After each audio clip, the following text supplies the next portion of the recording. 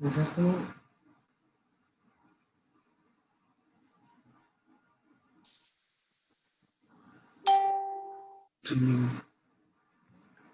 नमस्कार साथियों, हमारा ये 2 दिवसीय कार्यक्रम चल रहा है कविताओं का golden words Uzbek virtual poetry festival, जिसमें कल हमारे 4 सेशन हुए थे। Inaugural Asian poetry reading session, Italian poetry reading session और Europe American poetry reading session. आज हमारा ये दूसरा सेशन है। पहला हमारा तुर्किश कवियों का सेशन हो गया है, ये हमारा अपना हिंदी का सेशन है। इस सेशन के 2 मॉडरेटर हैं, डॉक्टर मनीषा सिंह और मंजू यादव। तो मैं ये दोनों को इंट्रोड्यूस कर रही हूँ। डॉक्टर मनीषा सिंह एक द्विभाषी कवि हैं, जो कि अंग्रेजी और हिंदी में लिखती हैं। वो अभी एनकेवीआई कॉलेज लखनऊ में पढ़ा रही हैं और इनका 20 साल का टीचिंग एक्सपीरियंस है। इन्होंने पीएचडी अवध यूनिवर्सिटी फैजाबाद अयोध्या से की है और इन्होंने नेट भी क्वालिफाई किया है। इन्होंने बहुत सारे रिसर्च पेपर पब्लिश किए हैं और इनकी कविताएं भी राष्ट्रीय और अंतर्राष्ट्रीय स्तर पर छपती आ रही हैं। और इन्होंने बहुत सारे कॉन्फ्रेंसेस भी अटेंड किए हैं अंग्रेजी साहित्य के। तो हमारी दूसरी मॉडरेटर है मंजू यादव। मंजू 3 भाषाओं में लिखती हैं, कविताएं भी, कहानी भी, अंग्रेजी, हिंदी और स्पेनिश, और ये ट्रांसलेटर भी हैं ये तीनों भाषाओं की। और इन्होंने बहुत सारे ऑनलाइन पोएट्री फेस्टिवल में भाग लिया है और बहुत इनकी कविताएं पब्लिश भी हो चुकी हैं जर्नल मैगजीन में। ये स्पेनिश लैंग्वेज की टीचर हैं और ये कोऑर्डिनेटर है Hindi Spanish language exchange program. तो मैं आप लोगों का स्वागत करती हूँ और अब मॉडरेटर ये सेशन देखेंगे। तो मैं आग्रह करती हूँ डॉक्टर मनीषा सिंह और मंजू यादव से कि आप लोग अपना सेशन शुरू करें। मैं मनीषा सिंह आप सभी का उज़्बेक साहित्यिक उत्सव में स्वागत करती हूँ। मुझे आपका स्वागत करने में बहुत खुशी हो रही है। इस उत्सव का हिस्सा बनने के लिए आप सबका अत्यंत आभार है। कोरोना के इस दौर में जब हम यात्राएं नहीं कर सकते हैं, यह अत्यंत आवश्यक है कि हम ऑनलाइन माध्यम से मिलते रहें, जुड़ते रहें और अपनी बातों को कहकर एक दूसरे का उत्साहवर्धन करते रहे अपने साहित्यिक और सांस्कृतिक क्षेत्र के लिए विकास के लिए। और हमारा प्रगतिशील साहित्यिक और सांस्कृतिक समाज के माध्यम से हम लगातार प्रयासरत रहते हैं कि हम सब कुछ न कुछ प्रोग्राम्स करते रहें और इसके लिए हम आप सबका सहयोग चाहते हैं। और आज जो आप हमसे जुड़े हैं वह अत्यंत ही सराहनीय है। हम आप सबको आपके सहयोग के लिए हृदय से अत्यंत आभार व्यक्त करते हैं। नमस्कार, मैं मंजू यादव आप सबका स्वागत करती हूँ और सबसे पहले आप सबका आभार व्यक्त करती हूँ कि आप हमारे इस त्योहार उज़्बेक साहित्यिक त्योहार में आए हैं। इसके लिए बहुत बहुत शुक्रिया आप सबका। और जैसा कि डॉक्टर मनीषा ने कहा अभी कि बहुत ज़रूरी हो गया है कि हम किसी न किसी माध्यम से, चाहे वो ऑनलाइन हो, और अब चूँकि जो कोरोना चल रहा है तो हम फिज़िकली नहीं मिल सकते हैं, तो बहुत ज़रूरी है हम जुड़े रहें, साथ चलते रहें, आगे बढ़ते रहें और एक-दूसरे की मुस्कुराहटें और उनको बढ़ाने का एक तरीका और एक ज़रिया बनते रहें। चाहे कोई अपना हो और चाहे कोई और, चाहे घर का हो या चाहे हमारी सीमाओं के बाहर, हम एक-दूसरे का हाथ थामे रहें और खुशियों के साथ चलते रहें। और मैं इस पे एक कहना चाहूँगी आप सबके लिए कि आप आए हमारी महफ़िल में, आप आए हमारी महफ़िल में हर तरफ खूबसूरती बिख गई। आपके साथ से खुशियों की वजह और जुड़ गई। तो इसी के साथ बहुत समय नहीं लेते हुए आइए हम कविताओं का पाठ शुरू करते हैं। डॉक्टर मनीषा। डॉक्टर अलका प्रकाश जी हिंदी की प्रवक्ता हैं। आपको कुलाधिपति स्वर्ण पदक और रामचंद्र शुक्ल आलोचना पुरस्कार से सम्मानित किया जा चुका है। आप हिंदी भाषा की कवित्री हैं और लेखिका भी। आपकी 9 पुस्तकें प्रकाशित हो चुकी हैं। आपका लेखन क्षेत्र स्त्री विमर्श, साहित्य और हाशिए के लोग इत्यादि हैं। डॉक्टर अलका प्रकाश जी से मैं निवेदन करती हूँ कि वे अपनी कविता सुनाएं। बहुत बहुत आभार मनीषा जी, शमीनाथ जी। आज इस समारोह में शिरकत करते हुए मुझे अत्यंत हर्ष का अनुभव हो रहा है। मैं बहुत सारे लोग हैं तो मैं अपनी एक कविता पढ़ती हूँ, सिर्फ सवाल नहीं। बहुत गर्म है हवा, बहुत गर्म है हवा, धूप में झुलस कर केश लुढ़िया गए हैं। आंखों का पानी सूख चुका है, न जाने कितने सवालों से गुजरती है स्त्री, न जाने कितने सवालों से गुजरती है स्त्री। क्या वे सिर्फ सवाल हैं? जाना ही होगा देहरी के बाहर, परिस्थितियां नहीं रही अनुकूल तो होना पड़ेगा खुद प्रतिकूल। सिर्फ सवाल नहीं, अब चाहिए कुछ जवाब भी। छोटी कविता थी तो एक और सुना देती हूँ, जो मैंने लक्ष्मी के ऊपर लिखी थी। मन का चेहरा। जो तेजाब तुम्हारे चेहरे पर फेंका गया था लक्ष्मी, जो तेजाब तुम्हारे चेहरे पर फेंका गया था लक्ष्मी, उसके कुछ छींटे हमारी आत्मा पर भी पड़े हैं। वो चेहरा बिगाड़ने वालों, वो चेहरा बिगाड़ने वालों, देखो आत्मा कितनी उजली है हमारी। क्या सोचा था सनातन पुरुष तुमने कि मेरी न हुई तो नष्ट कर दूंगा। मेरी औरत, तेरी औरत, उसकी औरत, बांध पितृसत्ता की बेड़ियां, अब बहुत दिन सुख नहीं लूट पाओगे। ये जो तुम्हारा खूंटा है ना, हो गया है बहुत ही कमजोर, पहले इसे तो उखड़ने से बचा लो। बहुत बहुत आभार आप सबका। धन्यवाद अलका मैम, बहुत ही सुंदर कविता है। बाकी इस पे हम आगे और चर्चा करेंगे। हमारी अगली कवित्री जमुना बीनी जी हैं, पर शायद वो अभी आ नहीं पाई हैं। तो मैं डॉक्टर तेजस्विनी पाटिल मैम के बारे में आपको बताती हूँ थोड़ा, फिर वो अपनी कविता का पाठ करेंगी। डॉक्टर तेजस्विनी पाटिल डांगे कराड़, महाराष्ट्र में अंग्रेजी विषय की प्रवक्ता हैं। आप एक अंतर्राष्ट्रीय पत्रिका INNSAIEI की निदेशिका हैं, और जो कि एक बहुत ही सफल जर्नल है इस समय। और आप हिंदी, अंग्रेजी और मराठी में कविताएं लिखती हैं। और इसी के साथ मैं मैम से रिक्वेस्ट करूंगी, अनुरोध करूंगी, मैम आप अपनी कविता हमें सुनाएं। धन्यवाद मैम, सबका धन्यवाद। अभी मैंने अलका मैम ने जो देहरी की बात की है वही मैं अपनी कविता से आगे ले जाना चाहती हूँ। कविता का नाम है देहरी। उस देहरी के बाहर कदम रखा और इस देहरी के अंदर आ गई। उस देहरी के बाहर कदम रखा और इस देहरी के अंदर आ गई। इनके बीच एक खुला आंगन भी होता है, खुले आकाश के नीचे, पता ही नहीं चला। खिड़की से आवाजें आती है, धुआंधार बारिश की और तेज हवाओं की भी। कभी कोई सुरीली धुन या मिट्टी की सौंधी सी खुशबू भी बेकरार कर देती है इस देहरी को लांग कर जाने के लिए। कभी कोई सुंदर सी तितली इतरा कर जाती है आसपास और छोड़ जाती है इत्र की बूंदें मेरी हथेली पर, जो नींद में भी महकती रहती है। छोड़ जाती है इत्र की बूंदें मेरी हथेली पर, जो नींद में भी महकती रहती है और एहसास दिलाती है देहरी की ऊंचाई का हर सांस के साथ। एहसास दिलाती है देहरी की ऊंचाई का हर सांस के साथ। धन्यवाद। बहुत ही सुंदर कविता थी तेजस्विनी जी आपकी, बहुत बहुत धन्यवाद। अब हमारी अगली कवित्री हैं रीमा शर्मा जी, जो कि बिलासपुर छत्तीसगढ़ में प्रवक्ता के पद पर कार्यरत हैं। आप हिंदी और अंग्रेजी भाषाओं में कविताएं लिखती हैं।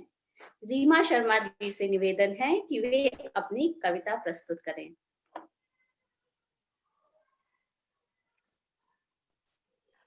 बहुत बहुत धन्यवाद मनीषा मैडम। मैं अभी जो दोनों कवियत्रियों को सुन रही थी और मुझे ऐसा लगा कि हम लोग कहीं भी बैठे हों, हमारी सोच की दिशा और दायरा एक ही तरफ जाता है।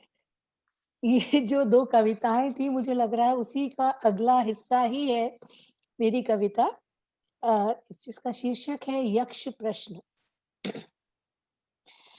कई बार सोचती हूँ कि पूछूं तुमसे, क्या मैं जी सकती हूँ अपनी जिंदगी अपने हिसाब से? क्या अपनी सांसों पर अपना अधिकार है मुझे? क्या मेरी आजादी की हद मैं खुद नहीं तय कर सकती?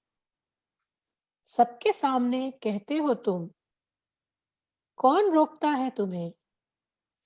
आजाद ही तो हो,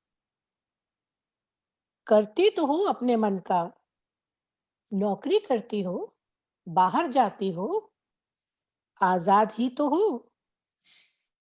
पर सोचती हूँ, क्या सचमुच आजाद हूं मैं? नौकरी करती हूँ इसलिए बाकी का समय घर का होगा। मुझे कोई जरूरत नहीं है दोस्तों की, घर कौन देखेगा? नौकरी की इजाजत दी है तुम्हें, आजाद ही तो हो। दोहरा काम करते हुए थककर चूर हो जाना और फिर सुनना कि तुम आखिर करती ही क्या हो। मेरी नौकरी के नियम भी तुम तय करते हो, किससे मिलना है, किससे बात करनी है। ज्यादा काम सिर पर मत लो, ज्यादा मत उचको। आजादी नौकरी की है, पहचान बनाने की नहीं। नहीं जानती इस आजादी में घुटन क्यों है।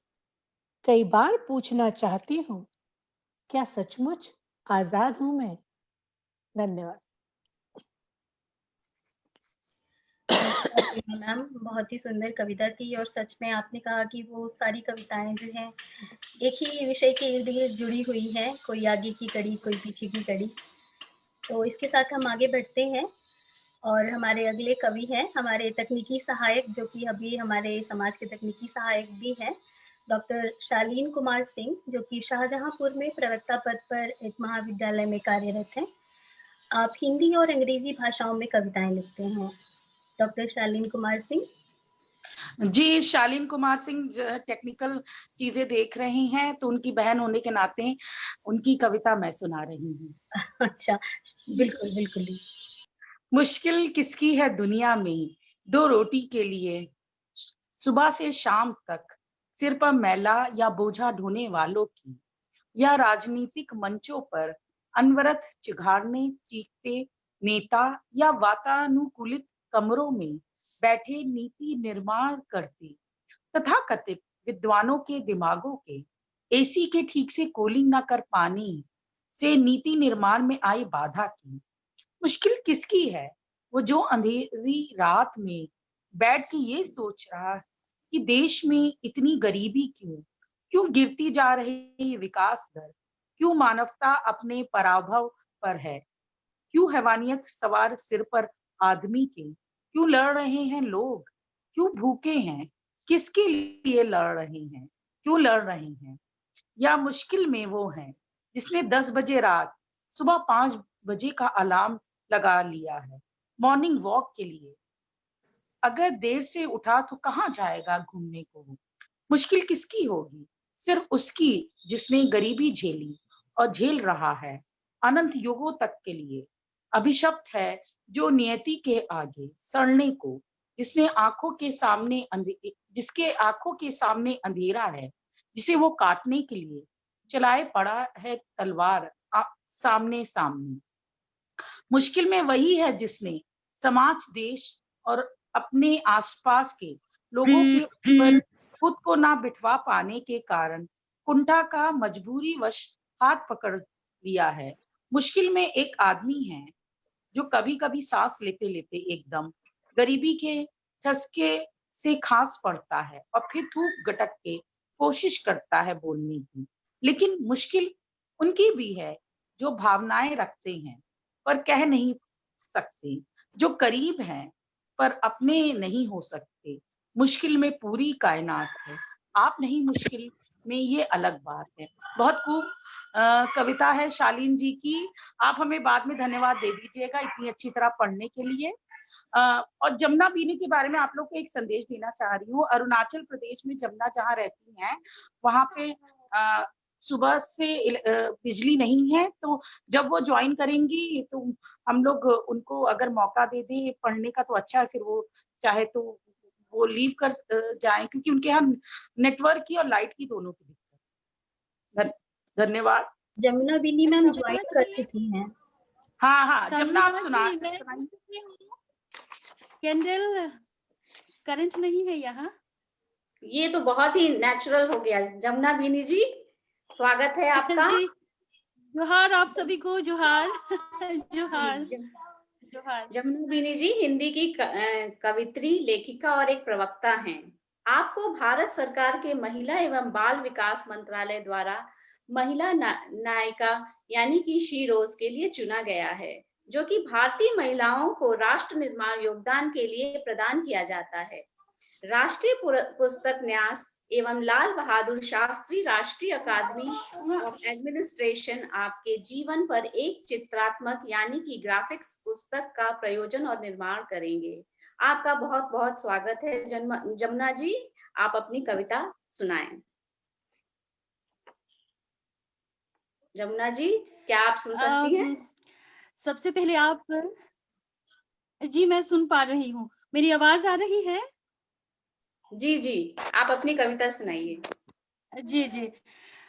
सबसे पहले मैं बहुत आप लोगों से क्षमा चाहती हूँ, काफी विलंब से मैं आप लोगों के बीच में जुड़ रही हूँ। दरअसल यहाँ सवेरे से इलेक्ट्रिसिटी, यहाँ बिजली बिल्कुल मतलब सवेरे से मॉर्निंग से गुल है, तो मैं अपना फोन और लैपटॉप चार्ज करने के लिए इधर उधर भागती फिरती रही। चूंकि मैं पहाड़ों में रहती हूँ, तो पहाड़ी जीवन में जहाँ सौंदर्य है तो वहीं कठिनाई भी बहुत ज्यादा है। तो मैं लगातार इंतजार में करती रही और प्रार्थना करती रही कि 5:30 बजे तक किसी तरह से बिजली आ जाए, लेकिन बिजली अभी तक गुल है। तो मैं मोमबत्ती जलाकर ये सेशन अटेंड कर रही हूँ। ये जो मंच है, इस मंच के प्रति भी मैं आभार ज्ञापित करती हूँ। शमिना जी और बाकी जितने भी आप महानुभाव जितने भी जो जुड़े हैं, सबको मैं मन से मैं आभार प्रकट करती हूँ। तो ज्यादा चूंकि मैं विलंब से जुड़ी हूँ, तो ज्यादा देरी ना करती हुई जो मेरी कविता है वो कविता मैं सीधा पाठ करना चाहूंगी। लेकिन मैं पहले बताना चाहूंगी कि इस कविता में कई सारे स्थानीय शब्द जो है वो मैं जब कविता लिखती हूँ तो वो प्रवाह में, फ्लो में शब्द आ गए हैं। तो बीच बीच में इन शब्दों का जो अर्थ है उसको मैं बताती हुई या उन अर्थों को मैं खोलती हुई मैं जाऊंगी, ताकि कविता आप लोग इसे और ज्यादा आप लोग इसका रसास्वादन आप लोग कर सके। तो ये जब मैं लिखती हूँ एकदम एक अनकॉन्शियस, एक अचेत अवस्था में, तो ये फ्लो में मेरी जो मातृभाषा है निशी, तो मेरी मातृभाषा की कई सारे शब्द कविता में आ गए हैं। खैर, कविता का शीर्षक है वे अलसाए दिन। कविता इस तरह से शुरू होती है। आज भी याद है मुझे छुटपन के वे अलसाए दिन। झूम खेती पहाड़ों पर जो जंगल साफ करके जो खेती की जाती है उसको झूम खेती कहते हैं। झूम खेती के बना पुरुप में, खेतों में जो विश्राम गृह होता है उसको पुरुप कहते हैं हमारी भाषा में। झूम खेती के बना पुरुप में मुकु मबल खाना। मुकु मबल हम लोग जो कुकुम्बर या जो कीड़ा होता है उसे हम लोग मुकु मबल कहते हैं। झूम खेती के बना पुरुप में मुकु मबल खाना, अपने दो नन्हे पाओ को नीचे झुलाते हुए, और वो दूर नीचे मेरी अपा यानी कि माँ को हम अपा कहते हैं, मकई मड़ुआ और धान का बचाव करती। बाद में मतलब उसका बता दीजिएगा। आप पूरी कविता सुना दीजिए, बाद में मतलब बता दीजिए। अच्छा ठीक है। बकरियों को दूर खदेर रही, कभी मन करता तो उनके भागम भाग में संग हो लेती, और कभी औंधे मुंह पड़ी पूरब में सोती रहती। कितनी खींचती थी मेरी आपा इस आलसीपन पर, मैं ठहरी मन मौजी एक कान से सुनती दूसरे से निकालती। धान की हरी हरी बालियों बीच रंग बिरंगी तितलियां आंख मिचोली खेलती। इन तितलियों को निहार मेरा अलहर मन भी कोई रंगीन सपने बुनता। लेकिन तितलियों की रंगीनियां अपा कहाँ देख पाती। खेत में जानवरों की उधम में वह उलझी रहती। उधर ऊपर खुले आकाश में जब आग का बड़ा सा गोला नीचे आता और मध्यम बुझ जाता, मेरी कोमल उंगलियां अपा का खुरदरा मिट्टी से सना हाथ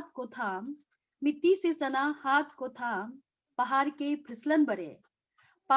फिसलन भरे रास्तों में उनके अभ्यस्त पैरों के साथ ताल मिलाकर नीचे घर की ओर उतरती जाती। घर के बाग का अर्थ क्या है मैं बाद में अंत में खोलती हूँ। घर के बाग से ही दादी का तंबाकू महकता, भीतर अंगीठियों में रोशनी जल कर नाचती। ये नमदा है हमारा। नमदा का अर्थ भी मैं खोलती हूँ अंत में।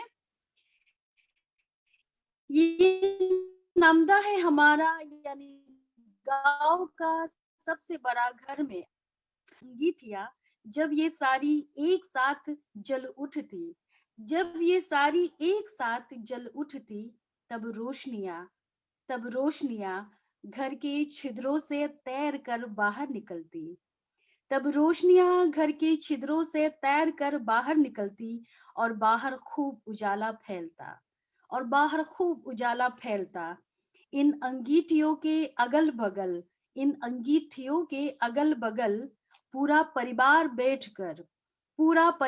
बैठकर दिन भर की किस्से कहानियां एक दूसरे को सुनाता, और जल्द ही खा पी कर सो जाते सब।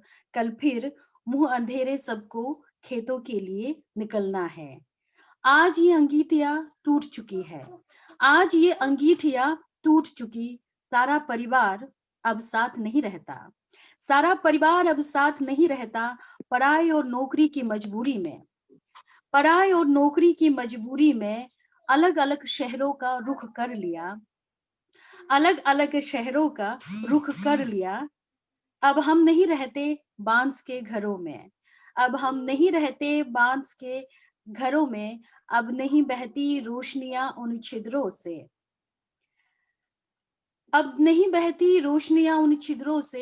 अब हमारा घर बनता है कंक्रीट से। अब हम नहीं सोते बहुत जल्द। रात भर टीवी, मोबाइल फोन या लैपटॉप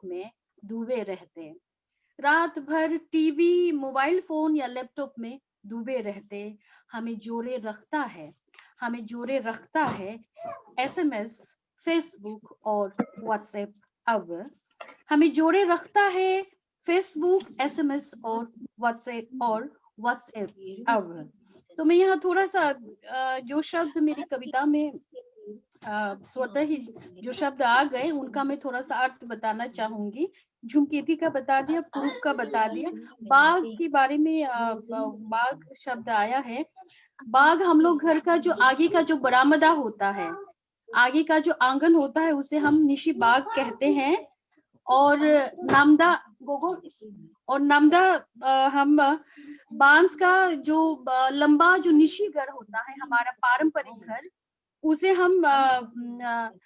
हम लोग उसे नमदा कहते हैं। इसलिए कविता में कहीं एक जगह आप लोगों ने अभी कविता में अब सुना होगा कि इसमें कुल 14 से लेके मतलब 20 अंगीठियां चूल्हे एक साथ होंगे। ये अगर देखेंगे तो आपको ऐसा लगेगा जैसे रेल का कोई, ट्रेन का कोई बड़ा सा कंपार्टमेंट हो, डिब्बे नुमा आपको इस तरह से लगेगा।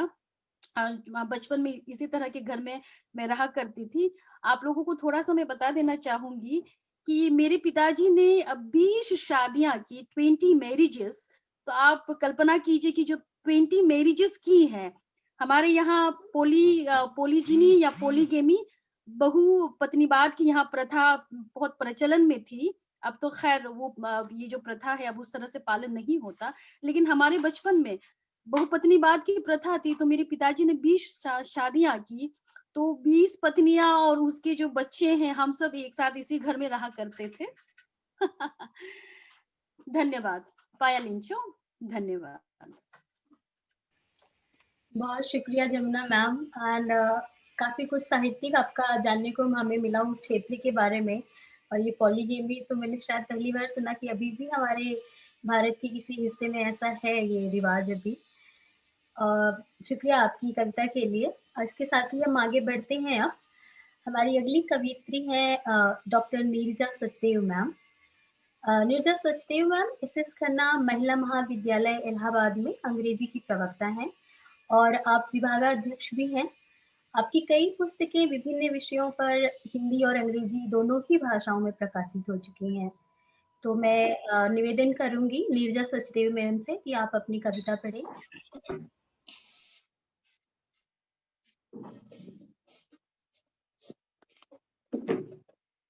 मैम आपको अनम्यूट करना होगा खुद को। प्लीज अनम्यूट करें। शुक्रिया मंजू। अब मैं आप सुन पा रहे हैं हमें? जी ma'am. Am I audible now? जी हाँ बिल्कुल। अच्छा, मैंने कविता, वैसे तो मैं अंग्रेजी की प्रवक्ता हूँ, लेकिन अब इधर शेमिनाज की प्रेरणा से मैं कहूंगी कि उसने मुझे बहुत कहा कि नहीं नहीं मैम आप हिंदी में भी लिखिए, तो मैंने लिखना थोड़ा सा शुरू किया है। 2-4 ही लिखी हैं, लेकिन जो कुछ भी हैं आप उसे तुच्छ कविता समझ के ग्रहण करिए। और ये कविता है बंद दरवाजे। और आज के एक परिपेश में ये जो कोविड-19 चल रहा है और जिसके कारण हम सब पीड़ित हैं और सब परेशान हैं, लेकिन कहीं ना कहीं रास्ता खोज निकालने में लगे हुए हैं, तो इन्हीं बंद दरवाजों के ऊपर मैंने एक छोटी सी कविता लिखी है। उम्मीद करती हूँ आप लोग को पसंद आएगी। दुनिया 2 दिन का मेला है, मेले की भीड़ में मैं अकेला हूँ। सनसनाती हवा नीले अंबर को छेड़ती हुई अचानक दस्तक देती है बंद दरवाजे पर। खुल जा दोस्त, मैं तुम्हारा ही मित्र हूं। मद भरी आंखों से इस थाप पर ली अंगड़ाई। सिमटते सरसराते दरवाजे ने खोली आंखें, मानो प्रश्न कर रही हैं कि कौन है रात की इस अंधेरी पहर में। मंद मंद करती आहटें मानो कह रही थी, सतर्क हो जा ए मेरे प्रिय हमसफर। मैं तो सिर्फ उभरते पानी का बुलबुला हूं, तूफान को तो अभी तीव्रता से आना है। असमंजस में होकर प्रश्न किया, किस तूफान का सरोवार कर रहे हो? अभी तो हमारे करीबी डेंगू और चिकनगुनिया 2 यारों को अलविदा किया है। भुन भुन सुन सुन की सुरीली ध्वनि के साथ गुनगुनाते लहराते मच्छर कब किस पल सुई की नोक जैसे चीरते हुए अनजाने में निकल जाते हैं बीच बंद दरवाजों में। लहू की बूंदें पीकर हुए एक साथ मदहोश और हवा की नमी में खोने लगा था जोश। टप टप टप गिरती गई प्लेटलेट की गिनती। गर्म सांसें, तपता बदन, बेचैन निगाहें हौले से दस्तक देती रह गईं बंद दरवाजों पर। विचलित मत हो, नकारात्मक मत समझो हमको इस आधुनिक दुनिया के मंच पर। आज अकेला मैं हूं कोविड-19 इस 21वीं सदी में, जो विजय का डंका बजाएगा हर बंद दरवाजे पर। वाह कोविड-19, तुम हो अंतर्यामी, जगत को जीतकर तुम ओलंपियाड का सपना देख रहे हो। हर खेल में विस्तार में सबको हराया है, America, UK, Japan, Italy, France, Germany, Spain और रूस, हिंदुस्तान से भी तुमने बढ़कर हाथ मिलाया है। मानो विश्व के तुम हो विजेता। सोने का मेडल हमने रोकर दिलाया है। करुणा, तुम प्रिय अक्षर क को हटाया है। तुमने प्रिय अक्षर क को हटाया है। रोना ही बस हर पल तुमने सुनाया है। गिरते हुए अश्रु को थाम लो। विनती तुम ये जी जान से मान लो। दोस्त बनाएंगे हम तुम्हें ए कोविड। बस एक बार कोरोना को थाम लो। सब दिशा और दिशाओं का खेल है ये। जब दिशा संतुलित है तो जीवन है मुट्ठी में। जब दशा ही कोरोना बदल जाए तब जीवन की डोर भी बंद दरवाजे से खिंच जाती है। कतरा कतरा सा पिघलता है आसमान। मौन है वातावरण, खामोश है सांसें। ए करुणा के कटीले कांटे अधरों, जिस्म तथा जान को भयावह डर से कब तक कैद करोगे बंद दरवाजों में? कब तक कैद करोगे? कब तक? धन्यवाद। मैम, आपकी कविता अत्यंत ही सुरीली और सच्चाई से ओतप्रोत थी। बहुत बहुत धन्यवाद। बहुत अच्छी कविता आपने सुनाई। अब हमारे अगले कवि श्री दीपक पवार जी हैं, जो कि महाराष्ट्र में प्रवक्ता पद पर कार्यरत हैं। आप भी 2 भाषाओं में कविताएं लिखते हैं। दीपक जी, आपसे निवेदन है कि आप हम सबको अपनी कविताएं सुनाएं। जी, सभी महानुभावों को मेरा नमस्कार। मेरी कविता का विषय थोड़ा अलग है कि मैं समझता हूँ कि जो दुर्लक्षित विषय रहा है उस विषय को लेकर मैंने कुछ पंक्तियां लिखी है। तो सब माँ पर लिखते हैं, मैंने सास पर लिखा है। तो मैं मेरी कविता प्रस्तुत करता हूँ, कृपया ध्यान से सुनिए। मेरी कविता का शीर्षक है सास भी आधी माँ होती है। वह लोरी नहीं सुनाती, ना हाथ पकड़कर चलना सिखाती। वह लोरी नहीं सुनाती, ना हाथ पकड़कर चलना सिखाती। बचपन के छोटे छोटे सबक तो माँ देती है। बचपन के छोटे छोटे सबक तो माँ देती है। तब सास तो कोसों दूर होती है। उन बचपन के घरौंदों में कहाँ सास होती है। वहां तो खाना बनाना, दफ्तर जाना और होता है ज्यादा से ज्यादा अपनी बेबी डॉल को झूले में झुलाना। पर जब होश संभलता है तब बचपन की जॉब, खाना बनाना या फिर दफ्तर जाना, यह सब बच्चों का खेल नहीं रहता। तब बचपन की गुड़िया और गुड्डे को भी अपनी नानी याद आती है। तब खुश नसीब होते हैं वे जिनके साथ माँ होती है। पर सास तो हर वक्त दिल से अपने बेटी के ससुराल में होती है। बेटी को ससुराल पसंद करे, इसी बारे में सोचती रहती है। अगर घर में उसके कोई अनबन हो जाए तो बेटी को ही समझदारी सिखाती है। उसे पता होती है दामाद की पसंद और नापसंद भी। मायके के लोगों को भी उसी ढंग में ढालती है। दामाद को सभी सदस्यों से बढ़कर मान देती है। अपने हाथों से बनाकर पुत्रवत खिलाती है। हम हर वक्त सास को सास की नजर से देखते हैं, पर जब कोई दामाद सास के प्रति कृतार्थ होता है तब वही बात सास को सुखाती है। माँ तो जीवनदायिनी, सुखों का द्वार। पर सास भी आधी माँ होती है। पर सास भी आधी माँ होती है। धन्यवाद। बहुत बहुत धन्यवाद दीपक सर। बहुत ही सुंदर कविता थी और सचमुच लाइक जो हैं खुश नसीब जिनकी सास ऐसी हैं। और इसके साथ ही हम आगे बढ़ते हैं। हमारी जो अगली कवित्री हैं डॉक्टर कनुप्रिया वर्मा जी। डॉक्टर कनुप्रिया वर्मा जी लखनऊ में प्रवक्ता पद पर कार्यरत हैं। आप द्विभाषीय रचनाकार हैं। आप हिंदी और अंग्रेजी दोनों ही भाषाओं में रचनाएं करती हैं। कनुप्रिया मैम, मैं आपसे निवेदन करती हूँ कृपया आप अपनी कविता जो है हमें यहाँ पर प्रस्तुत करें। धन्यवाद मंजू। मैं सुनाई दे रही हूँ? जी। धन्यवाद। अभी अभी दीपक जी ने माँ के ऊपर, सासू माँ के ऊपर कविता लिखी। मेरी कविता जो है वो पति के ऊपर है। आपकी आंखों के तारों ने मेरी जिंदगी का रुख बदल दिया। आपकी आंखों के तारों ने मेरी जिंदगी का रुख बदल दिया।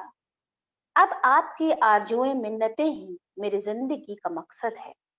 अब आपकी आरजुएं मिन्नतें ही मेरी जिंदगी का मकसद है। आपको पाकर मैंने जिंदगी में सब कुछ पा लिया। आपको पाकर मैंने जिंदगी में सब कुछ पा लिया। हम सफर आप जैसा मिले, ऐसी ही तो तमन्ना थी मेरी। हम सफर आप जैसा मिले, ऐसी ही तो तमन्ना थी मेरी। धन्यवाद। बहुत सुंदर प्रिया जी, बहुत सुंदर कविता है। आपके मन की बातें लग रही हैं। अब मैं डॉक्टर अवनिंदर शर्मा जी से निवेदन करूंगी कि वो अपनी कविताएं सुनाएं। इससे पहले मैं उनके बारे में आपको बताना चाहूंगी। डॉक्टर अवनिंदर शर्मा सेना में major captain Avninder Sharma. Captain Avninder, captain, okay. Captain Avninder Sharma ji सेना पद को सुशोभित कर चुके हैं और अभी सेवानिवृत्त और हिमाचल प्रदेश में रहते हैं। ये हिमाचल प्रदेश के शासन प्रबंधन क्षेत्र में एसडीएम के पद पर कार्यरत हैं। आप हिंदी, अंग्रेजी और पंजाबी भाषाओं में रचना करते हैं। कैप्टन अवनिंदर शर्मा जी से निवेदन है कि वे अपनी कविता सुनाएं। नमस्कार मैम, एम आई ऑडिबल? जी सर। जी। मेरी आज की कविता का शीर्षक है किन्नर देश। मैं हिमाचल प्रदेश के जनजातीय जिला किन्नौर में एसडीएम के पद पर कार्यरत हूं और किन्नौर का जो ऐतिहासिक नाम है वो किन्नर देश जो है। तो मैंने यहाँ के परिवेश के ऊपर एक कविता लिखी है, किन्नर देश। श्वेतांबर ओढ़े बर्फ का मस्तक पे शोभित कैलाश है। शताद्रु उफान मारती। शताद्रु सतलुज का दैविक संस्कृत नाम है और वो यहाँ पर बहती है। शताद्रु उफान मारती, निर्भीक जिसका वेग है। सुरलोक अचंभित देखता जिसका अलौकिक तेज है। बन जटा मुखा वृंद पर सुशोभित निर्झर आवेश है। देवलोक संपरिवेश है, ऐसा ये किन्नर देश है, ऐसा ये किन्नर देश है। नीर जिसका सोम है, अनंत निर्मल व्योम है।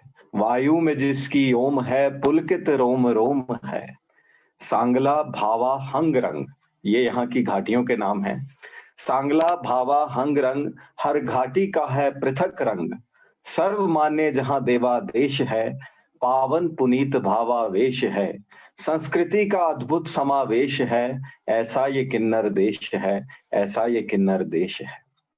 फुलैच, होली और लोसर, ये यहाँ के प्रमुख त्योहार है। फुलैच फूलों का त्योहार है, लोसर बौद्ध धर्म में नव वर्ष का त्योहार है। फुलैच, होली और लोसर, नृत्य वाद्य और सोमरस। ओम मने पद्मे होम, गुंजायमान उद्घोष सम। किला मूरंग का खोले कपाट है, राज्य कामरू का। ये दो यहाँ के बहुत ऐतिहासिक स्थल हैं, मूरंग और कामरू। चीनी संजोए इतिहास है, चीनी यहाँ की एक तहसील है। सापनी का किला भी खास है, वर्तमान में भी इतिहास का निवेश है, ऐसा ये किन्नर देश है, ऐसा ये किन्नर देश है। हो नेसंग रिब्बा की सुरा, यहाँ दो जगह हैं, नेसंग और रिब्बा, जहाँ अंगूरों से बनने वाली यहाँ की स्थानीय सुरा बहुत मशहूर है। या अनाज ओगला फाफरा, यहाँ के प्रमुख अनाज हैं। नैसर्गिक खान पान है, उर्वर धरा महान है। हर संबोधन में उद्गार है, तेते आते का प्यार है। यहाँ तेते घर के बुजुर्गों को, दादा नाना को कहा जाता है और आते बड़े भाई को कहा जाता है। यहाँ कुटुंब ही संसार है, परंपरा अपरंपार है, हर रीति रिवाज विशेष है, ऐसा ये किन्नर देश है। करो नमन चंडिका चरण में, करो नमन चंडिका चरण में, कोठी कैलाश बुद्ध शरण में। यहाँ की विशेष बात है कि यहाँ हिंदू और बुद्ध धर्म आपस में बहुत समन्वय के साथ रहते हैं। महिमा मंडन अभिशेष है, ऐसा ये किन्नर देश है, अतुल्य ये किन्नर देश है, अद्भुत ये किन्नर देश है। धन्यवाद, बहुत बहुत धन्यवाद। बहुत धन्यवाद सर, और बहुत ही सुंदर कविता है। और आपकी कविता सुनने के बाद और जमुना विनी मैम की कविता भी हमने सुनी, तो हमें लगता है कि हमारा देश वाकई विविधताओं और सुंदरता से भरा पड़ा है। अभी हमने पूर्व की सुंदरता सुनी और वहाँ के जो है रीति रिवाजों के बारे में जाना। अभी आप हमें उत्तराखंड के बारे में बता रहे हैं, तो ये सब सुन के लगता है कि हमारा देश कितना विशाल है और कितना सुंदर है। और इस देश की सबसे बड़ी खूबसूरती है अनेकता में एकता की जो भाव हम सजोए रहते हैं। बहुत ही सुंदर कविता थी सर। इसके साथ ही हम आगे बढ़ते हैं। हमारी अगली कवित्री हैं श्रीमती कल्पना राजपूत जी। आप शाहजहांपुर में प्रोफेसर के पद पर कार्यरत हैं। आप भी एक द्विभाषीय कवित्री हैं। आपकी 10 पुस्तकें और बहुत सारी रचनाएं पत्र पत्रिकाओं में प्रकाशित हो चुकी हैं। तो इसके साथ ही मैं निवेदन करती हूँ कल्पना मैम से। कल्पना मैम। धन्यवाद मैम। सबको मेरा नमस्कार। और मेरी कविता का जो शीर्षक है वो है चैन।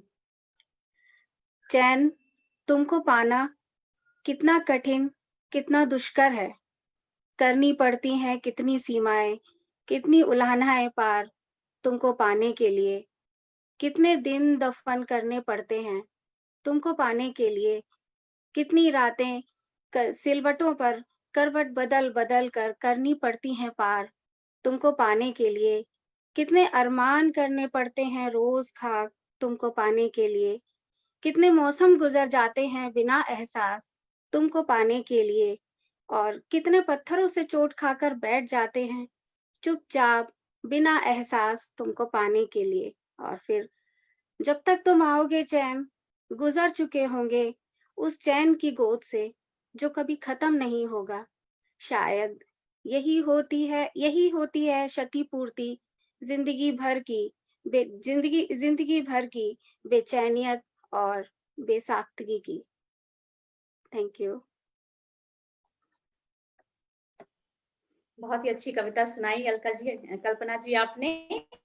अब हमारी अगली कवित्री हैं अलका पुरवार जी, जो कि हिंदी की प्रवक्ता हैं और द्विभाषीय कवित्री हैं।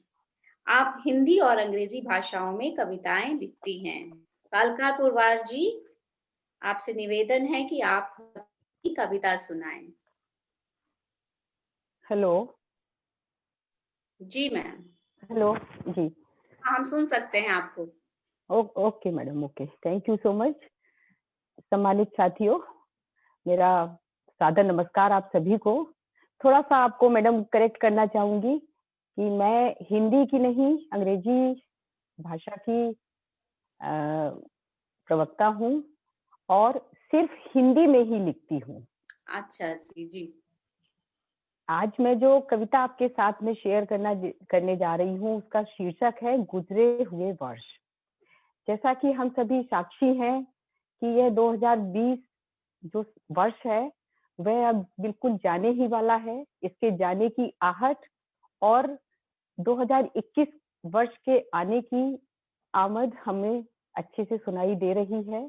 और हम जिस फेज में इस समय खड़े हुए हैं, निश्चित रूप से गुजरे हुए वर्ष के जो 365 दिन हमने गुजारे हैं और इस दौरान हमने जो कुछ भी खोया या पाया है उसका एक कैलकुलेशन, उसकी एक गणना, उसका लिए मैंने कुछ भाव अपनी अंजलि के रूप में आपके सामने मैं शेयर कर रही हूँ, आप सभी के साथ साझा कर रही हूँ।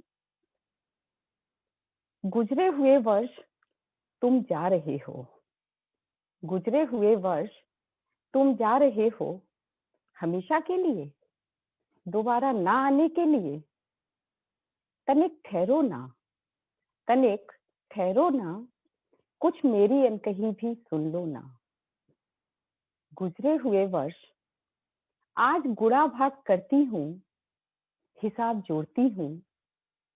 आज गुणा भाग करती हूँ, हिसाब जोड़ती हूँ। क्या खोया क्या पाया, तो देखती हूँ कि तुमने जो भी दिया, तुमने जो भी दिया बेहिसाब दिया। गुजरे हुए वर्ष तो क्या हुआ जो दामन में इस बार, तो क्या हुआ जो दामन में इस बार, जख्म कुछ गहरे, अश्क कुछ ज्यादा, रुसवाइयां ढेरों, दर्द बेशुमार आया। गुजरे हुए वर्ष तुमने बहुत कुछ दिखाया। गुजरे हुए वर्ष तुमने बहुत कुछ दिखाया। वक्त की बादशाहत, इंसान का गुरूर, अपनों की नादानियां, सरेआम बदनामियां। गुजरे हुए वर्ष तुमने सिखाया। गुजरे हुए वर्ष तुमने सिखाया। दर्द में मुस्कुराना, अपनों के बिना जीना, इंसानी मुखौटों में शैतान छुपा होना। दर्द में मुस्कुराना, अपनों के बिना जीना, इंसानी मुखौटों में शैतान छुपा होना। गुजरे हुए वर्ष तुमने बताया। गुजरे हुए वर्ष तुमने बताया कि जिंदगी में जंग कभी अपनों से, कभी सपनों से, कभी रिश्तों से, कभी खुद से भी लड़ी जाती। जिंदगी में जंग कभी अपनों से, कभी सपनों से, कभी रिश्तों से और कभी खुद से भी लड़ी जाती है। गुजरे हुए वर्ष तुमने साबित किया। गुजरे हुए वर्ष तुमने साबित किया कि वक्त के साथ बहुत कुछ बदल जाता है। वक्त के साथ बहुत कुछ बदल जाता है। अपने भी, सपने भी, रिश्ते भी, हम खुद भी। गुजरे हुए वर्ष तुमने समझाया। गुजरे हुए वर्ष तुमने समझाया। वक्त खास होता है, वक्त बदलता भी है। वक्त लगता है वक्त आने में, पर आता जरूर है। वक्त खास होता है, वक्त बदलता है। वक्त लगता है वक्त आने में, पर आता जरूर है। और अंतिम पैरा है, गुजरे हुए वर्ष ऐसा नहीं है कि सिर्फ गिले शिकवे ही हैं तुमसे, या गम ही गम दिए हैं तुमने। गुजरे हुए वर्ष ऐसा नहीं है कि सिर्फ गिले शिकवे ही हैं तुमसे, या गम ही गम दिए हैं तुमने। चंद हंसी लम्हों की सौगात भी उड़ेली है, कुछ यादगार पल भी बख्शे हैं। चंद हंसी लम्हों की सौगात भी उड़ेली है, कुछ यादगार पल भी बख्शे हैं।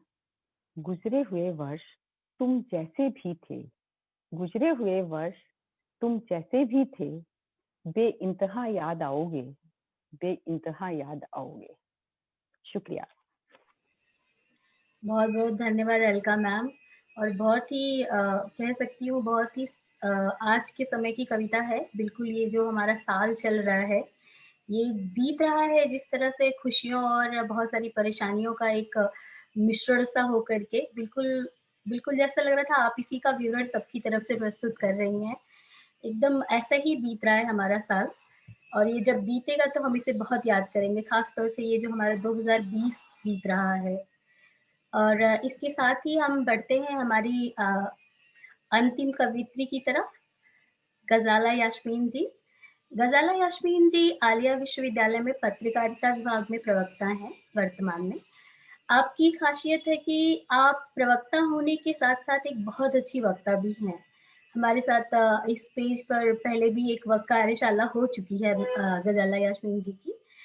आपको कोलकाता के स्थानीय समाचार प्रसारणों में अक्सर अपना वक्तव्य देते हुए देखा जा सकता है, और ऐसा होता है बार-बार कि आपको इस तरह के आयोजनों में आपके जो कोलकाता के चैनल हैं बार-बार जो है आपको निमंत्रित करते रहते हैं।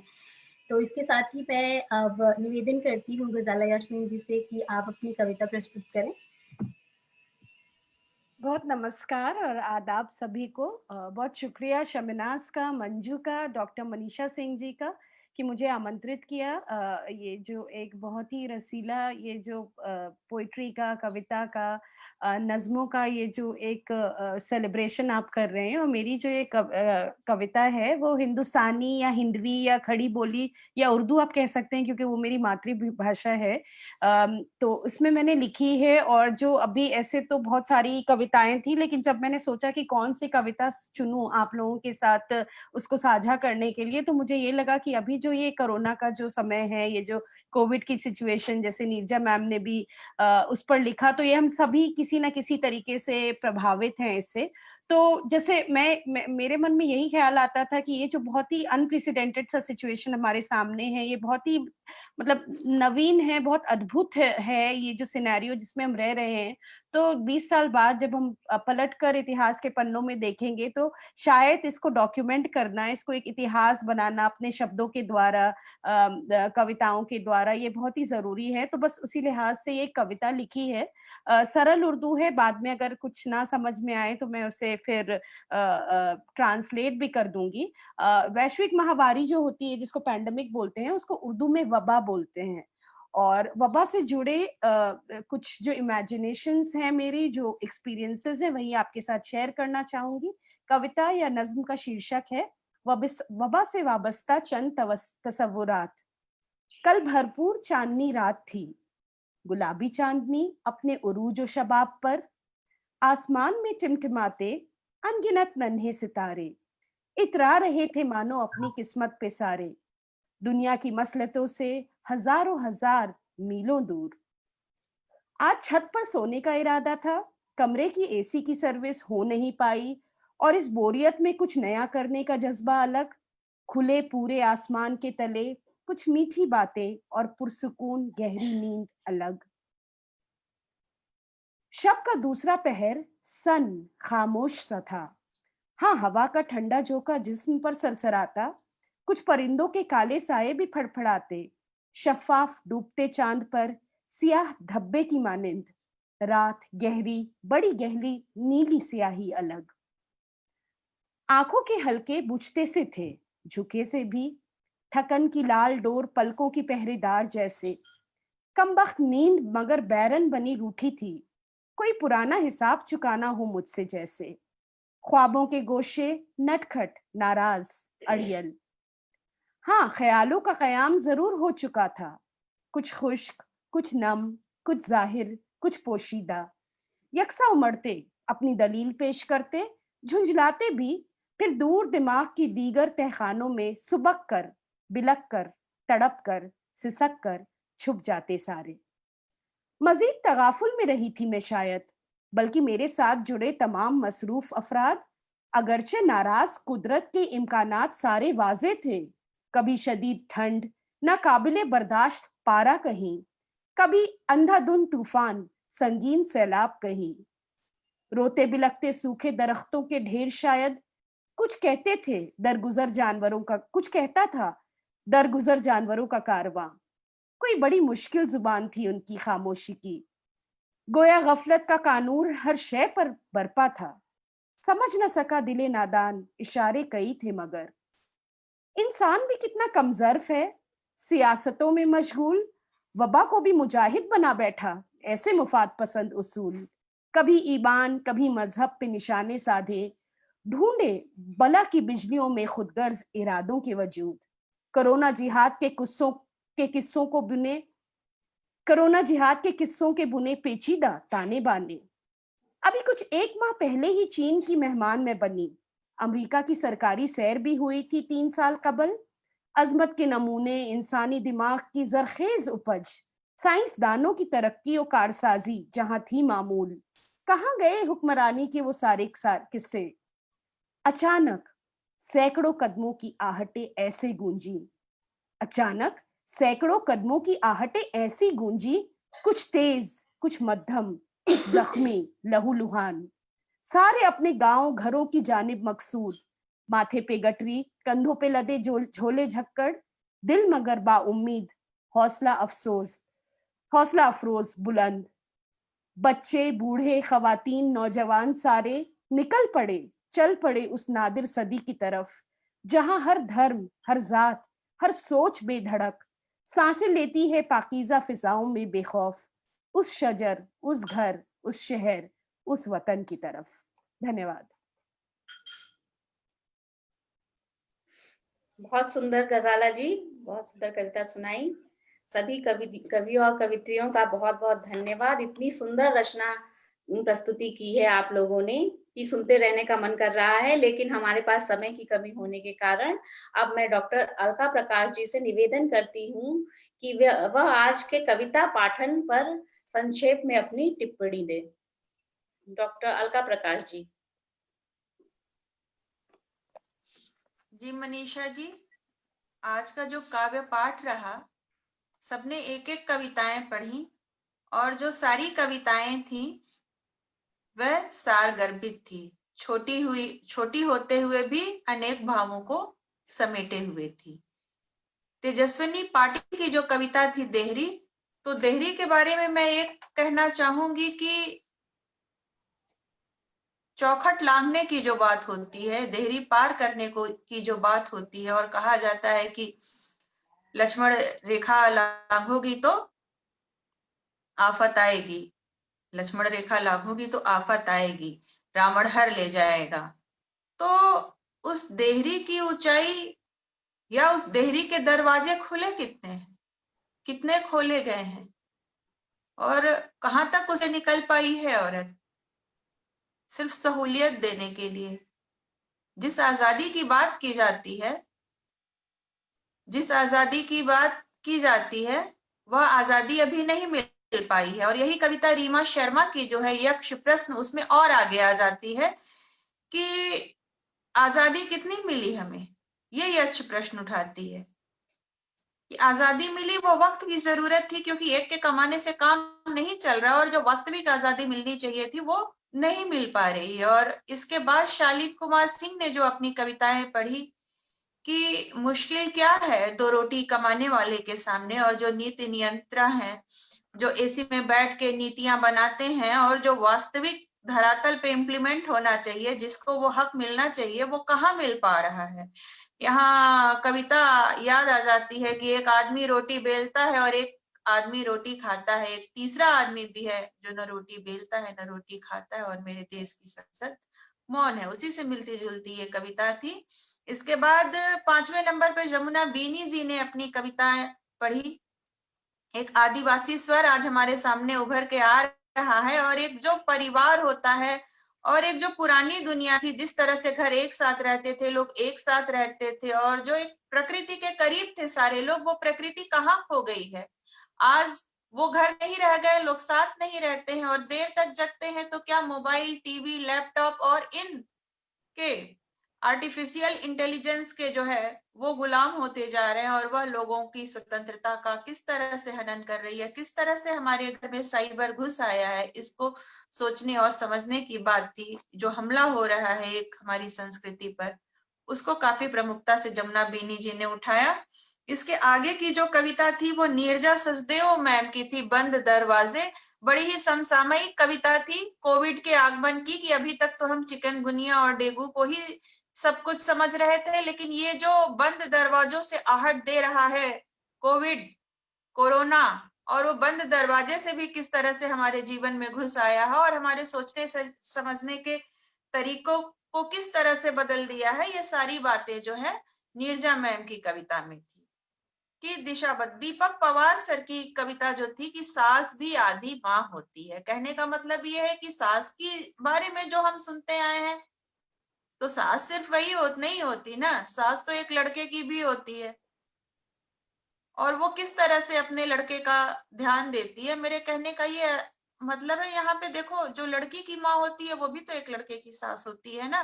तो बात यह है कि जब वो पितृसत्ता के इशारे पर काम करती है तब उसका रोल बदल जाता है, और जब वह एक नेचुरल माँ के रूप में होती है तब उसका रोल कुछ और होता है। यही दीपक पवार सर की कविता बताती है। मुझे लगता है समय कम है, इसलिए मैं जल्दी जल्दी समेटने की कोशिश कर रही हूँ। और इसके आगे की जो कविता थी कनुप्रिया की पति की,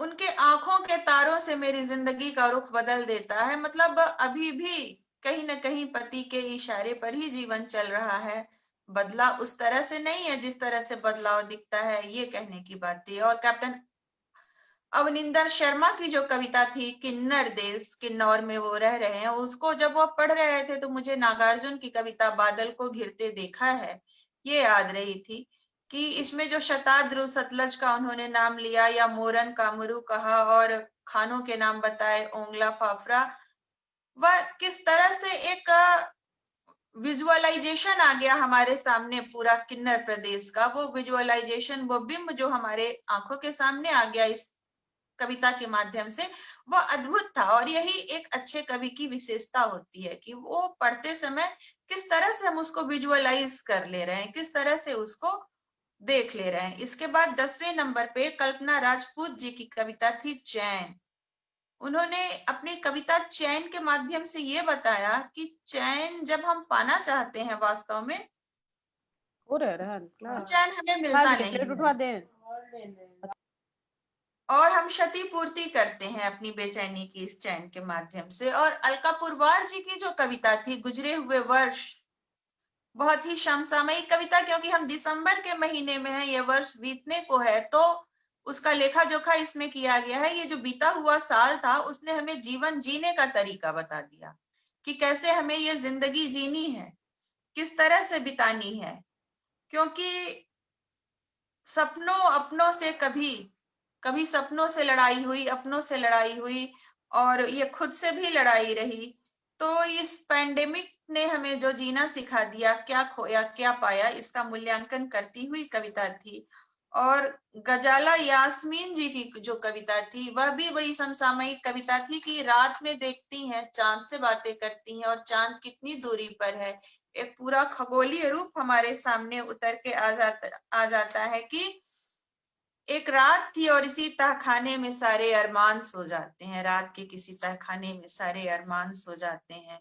और सैकड़ों कदमों की आहट, जो मजदूरों के गुजरने का दौर था, गांवों में जो जा रहे थे और सड़कों में सन्नाटे को चीरते हुए जिस तरह से वह काफिला आगे बढ़ रहा था, उसका इस कविता में उन्होंने मार्मिक विश्लेषण किया। हमारा समय लगभग पूरा होने वाला है, इसलिए मैं अपने होस्ट लोगों से, मॉडरेटर लोगों से कहूंगी कि अब इस कार्यक्रम का औपचारिक समापन करें और अपनी अपनी बात मंच पर रखें। बहुत बहुत आभार, धन्यवाद आप सबका। शुक्रिया अलका मैम, बहुत अच्छी टिप्पणी, बहुत ही संक्षिप्त और बहुत सटीक टिप्पणी थी। मैं बस बीच में जरा बोलना चाहूंगी 2-3 मिनट में ये सेशन हम लोग को खत्म करना है, क्योंकि नया सेशन में जुड़ना है हमें। हम लोग 15 मिनट एक्सीड कर गए हैं सेशन।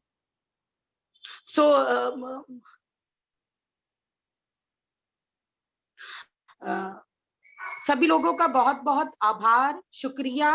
आप लोग ने इस कविता पाठ में भाग लिया, बहुत बहुत आभार। हम लोग फिर दूसरे प्रोग्राम में भी साथ में मिलेंगे।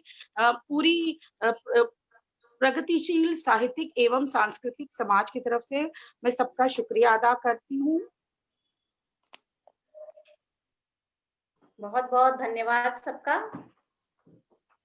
सबका बहुत बहुत आभार। बहुत ही रोचक ये कविता पाठ का सज्जन। लाइव रोकूं? यस।